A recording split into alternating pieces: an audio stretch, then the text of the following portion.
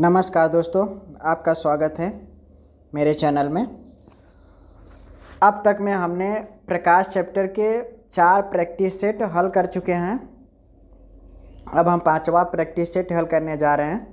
ये प्रकाश चैप्टर बहुत ही important chapter है। इससे कम्पिटिटिव एग्ज़ाम में बहुत सारे प्रश्न पूछे जाते हैं। तो हमने 4 प्रैक्टिस सेट हल किए हैं।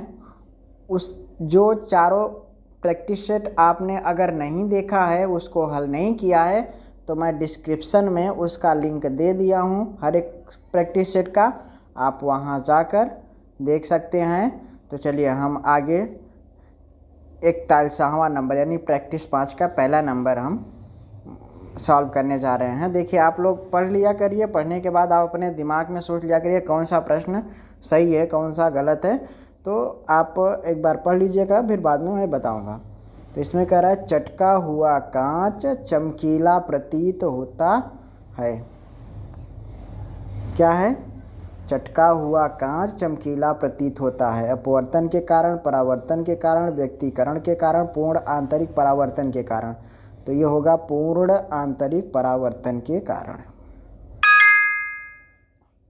अगला प्रश्न है, धनुष तब बनते हैं जब सूर्य का प्रकाश, यानी जो सूर्य का प्रकाश, जो धनुष बनता है, आपने इंद्रधनुष जो आपने देखा होगा, बादलों में 7 पट्टियां आ जाती हैं, तो उसको इंद्रधनुष बोलते हैं। तो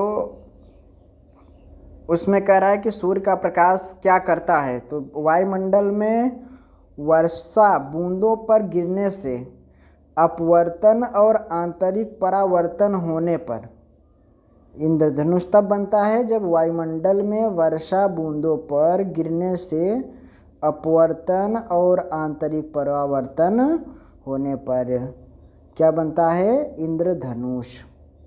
ठीक, तो ये इसका प्रश्न ही सही होगा। करा इंद्रधनुष कितने रंग दिखाता है। आपने जो बादलों के बीच में पट्टियां मतलब पट्टियां बनी रहती हैं, तो उसमें कितने रंग होते हैं कुल? ऑप्शन दिया है 7, 10, 12, 5, तो होते हैं 7। अच्छा, 7 क्यों होते हैं? क्योंकि सूर्य के प्रकाश में 7 रंग होते हैं, इसलिए इंद्रधनुष 7 रंग का बनता है। प्रकाशीय फाइबर किस सिद्धांत पे कार्य करता है? अपवर्तन पे, कि प्रकीर्णन पे, कि व्यक्तीकरण पे, कि पूर्ण आंतरिक परावर्तन पे? तो ये कार्य करता है पूर्ण आंतरिक परावर्तन पे। अगला प्रश्न है, संबंधित माध्य युग्म के क्रांतिक कोण से अधिक आपतन कोण का सघन से विरल माध्यम की ओर जाने वाली प्रकाश किरण क्या कहलाती है? कह रहा है, संबंधित माध्य युग्म के क्रांतिक कोण से अधिक आपतन कोण का सघन से विरल माध्यम की ओर जाने वाली प्रकाश किरण क्या करती है? तो क्या करती है? विवर्तन करती है कि समग्र आंतरिक परावर्तन, की परावर्तन, के अपवर्तन? तो समग्र आंतरिक परावर्तन करती है। अब अगला प्रश्न है, कह रहा है निम्नलिखित कथनों पर विचार कीजिए। कह रहा है, दृष्टि का एक दोष दीर्घ दृष्टि है। मतलब जो 2 प्रकार की दृष्टि दोष होती है, लघु दृष्टि दोष और दीर्घ दृष्टि दोष, यानी निकट दृष्टि दोष और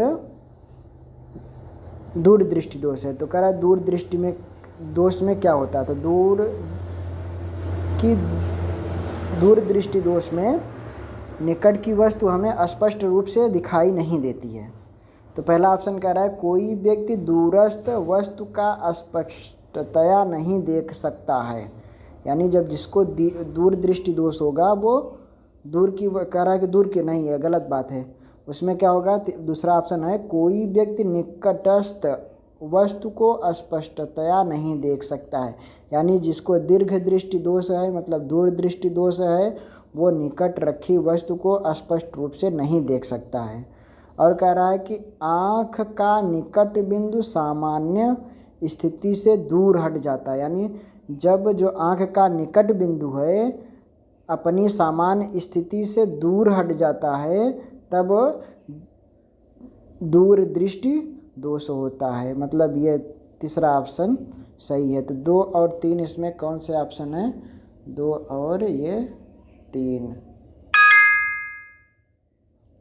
अगला प्रश्न है यौगिक सूक्ष्मदर्शी क्या होता है? यानी यौगिक सूक्ष्मदर्शी क्या होता है? ऐसा सूक्ष्म जिसमें एक लेंस होता है, एक लेंस। और दूसरा ऑप्शन कह रहा है कि ऐसा सूक्ष्मदर्शी जिसमें लेंसों के 2 सेट होते हैं, एक नेत्राकार लेंस और एक नेत्रक। और तीसरा ऑप्शन है ऐसा सूक्ष्मदर्शी जिसके लेंस अवतल होते हैं। और चौथा है ऐसा सूक्ष्मदर्शी जिसके लेंस उत्तल होते हैं। तो ये ऐसा नहीं है। जो सूक्ष्मदर्शी जिसमें 2 सेट होते हैं, एक नेत्राकार लेंस और एक नेत्रक, तो उसे हम यौगिक सूक्ष्मदर्शी कहते हैं। ये वाला ऑप्शन सही है। अब हम अगले प्रश्न के पास चलेंगे। किसके कारण आकाश नीला दिखाई देता है? यानी आपने देखा है कि जो ये आकाश है नीला है, वैसे तो ये काला है लेकिन हमें नीला दिखाई देता है। उसका क्या कारण है? अपवर्तन है कि परावर्तन, प्रकीर्णन है कि विक्षेपण? तो ये है प्रकीर्णन। अच्छा, प्रकीर्णन क्या है? मतलब जो सूर्य का प्रकाश होता है वो फैल जाता है, तो नीले रंग का ज़्यादा फैल जाता है, इसलिए हमें नीला दिखाई देता है। जब प्रकाश किरण एक माध्यम से दूसरे माध्यम में जाती है तो इससे तरंग दर समान बनी रहती है, आवृत्ति समान बनी रहती है। आवृत्ति बढ़ जाती है, तरंग दर बढ़ जाता है, तो क्या होता है? आवृत्ति समान बनी रहती है। आकाश नीला दिखाई पड़ता है क्योंकि, यानी जो हमें आकाश नीला दिखाई पड़ता है क्या होता है? नीले प्रकाश का प्रकीर्णन सबसे अधिक होता है। यानी जो 7 रंग हैं सूर्य के प्रकाश में, उसमें नीले रंग का प्रकीर्णन का मतलब होता है कि जब सूर्य का प्रकाश अपने स्थान से चलता है तो वायुमंडल में आने पर वो छोटे छोटे धूल कणों से टकराकर चारों तरफ फैल जाता है। तो जो यह घटना होती है उसे प्रकाश का प्रकीर्णन कहते हैं। यानी जब नीले रंग का प्रकाश का प्रकीर्णन सबसे ज़्यादा हो जाता है, इसी कारण आकाश में नीला दिखाई पड़ता है। तो ये वाला ऑप्शन सही है।